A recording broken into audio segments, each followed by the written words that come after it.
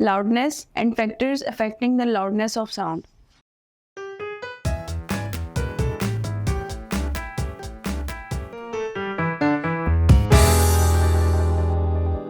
Assalamu alaikum students, and welcome you all on the platform of Digital Academics provided by Moonlight International Publishers. In this video, we'll study what is the loudness.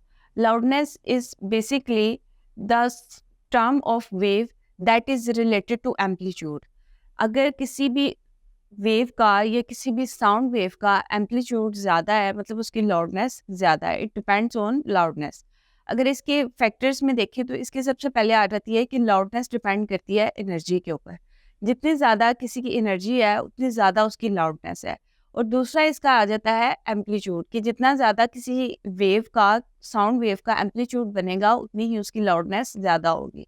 Next हम देखेंगे इसके ऊपर कौन कौन से factors effect करते हैं. Factors में इसके सबसे पहले आ जाता है एरिया.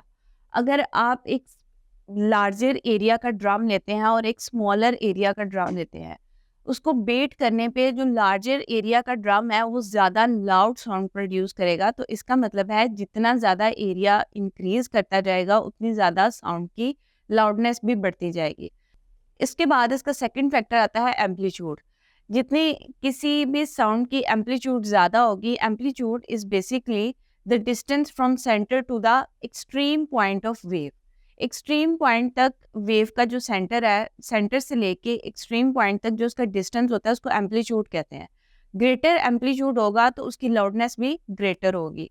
इसके बाद जो इसका थर्ड फैक्टर है that is distance from the source and object.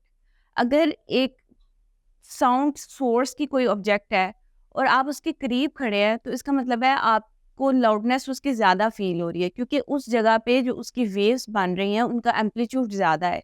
लेकिन जैसे जैसे आप उससे दूर जाते जाते हैं, एट फार डिस्टेंस दूर जाते जाते उसकी जो वेव्स हैं उनका एम्पलीट्यूड कम होता जाता है. आप स्क्रीन के ऊपर एक डायग्राम देख रहे हैं जिसमें आपको वेव्स नज़र आ रही हैं जिनका स्टार्ट पे एम्पलीट्यूड ज़्यादा है, लेकिन जैसे जैसे वो आगे मूव कर रही हैं उनका एम्पलीट्यूड कम होता जा रहा है.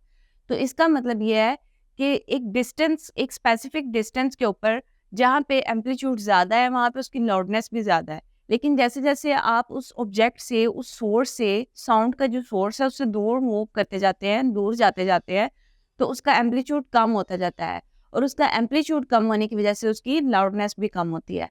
अगर इसकी वेव को देखें, इसकी वेव की मूवमेंट कैसे होती है, स्टार्ट पे ये ज़्यादा होगी और जैसे जैसे दूर जाती जाएगी तो इसकी एम्पलीट्यूड कम होता जाएगा. एम्पलीट्यूड कम होने की वजह से इसकी लाउडनेस भी कम हो जाएगी. आपने लाउडनेस के सारे फैक्टर्स को अच्छी तरह से स्टडी करना है. Stay blessed. अल्लाह हाफ़िज़.